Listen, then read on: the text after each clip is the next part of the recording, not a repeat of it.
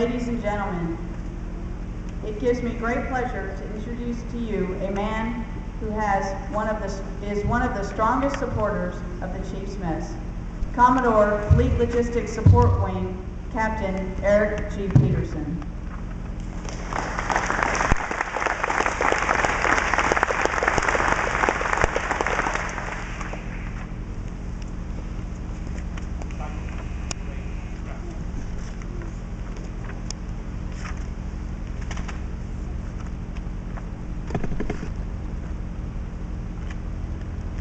Good afternoon to you all. Well, come on, are you awake? I mean, come on. I see this group over here, they're kind of smiling. I know it's hot, so get the fans going because I'm going to be up here for a long, long time. We'll get you one of those here real soon. All right, let me get started. Admiral Balance, Skipper Smyers, Skipper Reed, fellow officers. I see some other commanding officers out here. That's fantastic. Master Chief Zupke, all genuine chiefs. And lastly, but most importantly, the friends and family of this tremendous group of leaders standing around the perimeter. Welcome to the greatest day. Assembled in ranks this afternoon are the fiscal year 2010 Navy Chief Petty Officer selectees of Navy Air Station, Joint Reserve Base, Fort Worth, with perhaps a few stragglers in the region that we welcome and we're fortunate enough to be included.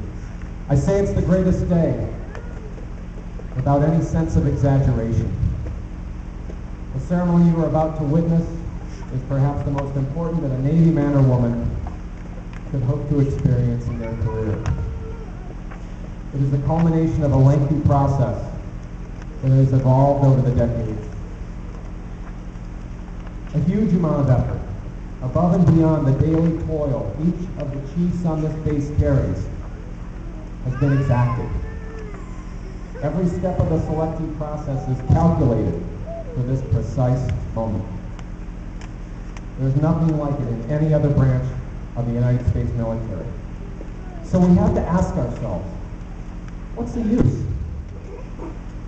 I mean, why does the Navy put their people through the metaphorical ringer at this stage of their career just to advance from E6 to E7? No one else does. There was a time when the process took a beating from Navy leadership because it was considered over the top. The words Chiefs Initiation and hazing made the cover of Navy Crimes.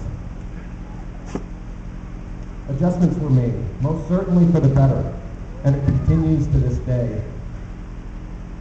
To answer to what's the use can be summed up in one mighty word, a word that we could talk about for hours and never come any closer to a perfect definition thereof: leadership.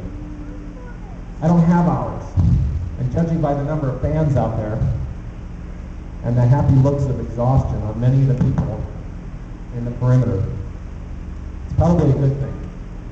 However, I can draw upon history near and far in describing the importance of leadership. It's safe to say that without it, we would have no nation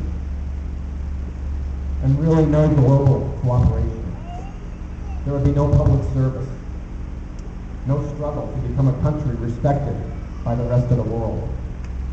Leadership held our fragile union together under the most trying circumstances, one in which Europeans were convinced we would fail: our Civil War. In that dark time, a man with less than 1 year of formal education, who had supervised exactly one law clerk, became the president. He is remembered as the greatest we have ever known, and by tireless leadership, he prevailed until his untimely end. Remember China's Tiananmen Square massacre in 1989? People remember that? I know the young folks here might not. I sure do.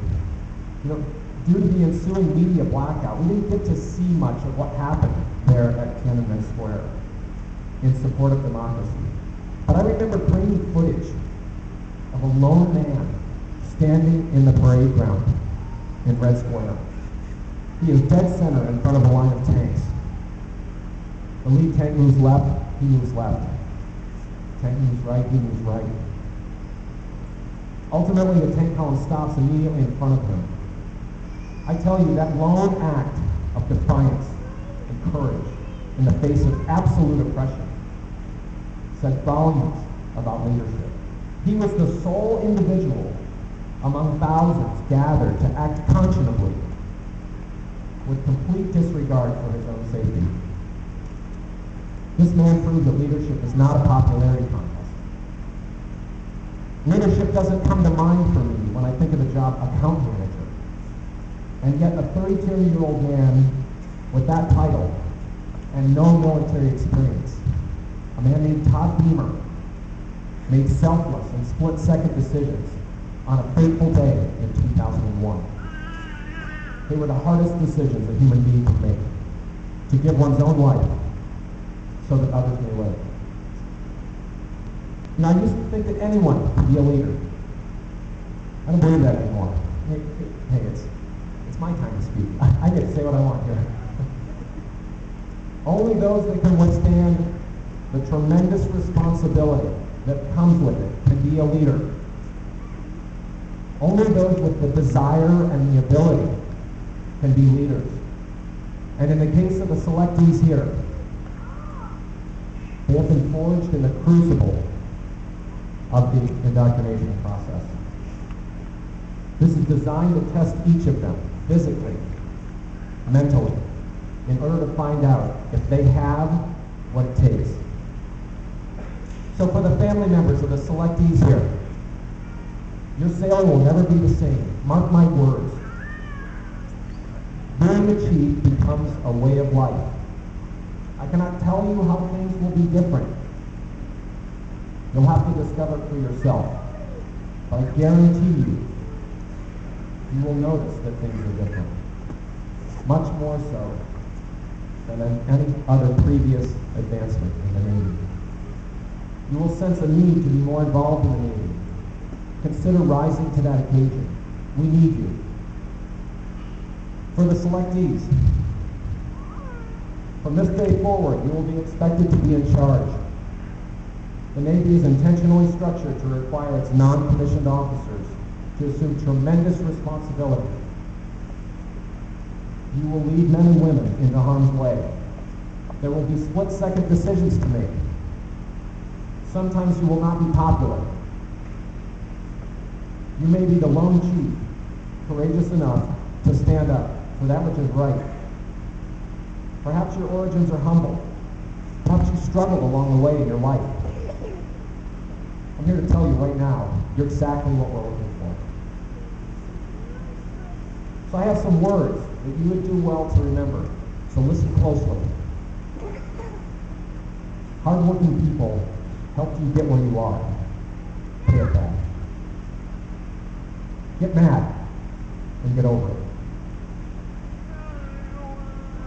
If you fall down, get up. Your ego should still be standing. Take responsibility for failure and share the credit. Keep your chief's mess tight. Engage, engage, engage. And lastly, make a difference in someone's life every day. As the newest Navy chiefs, you are the next set of leaders. That is why this is the greatest day. It will be time to celebrate, recover, then head off into your new world. But don't stop long, because it will be over in a flash. All too soon, you'll be walking down that red carpet, hearing the bosun whistle, saying, "What happened?" Now that you're a chief, it's your destiny to teach leadership to the next group of leaders. It's a great thing about being chief petty officers. You can't do it alone. Your families must help. Both your blood family and the chief's family. So after ceremonies, please continue. Got some chief petty officers to come out.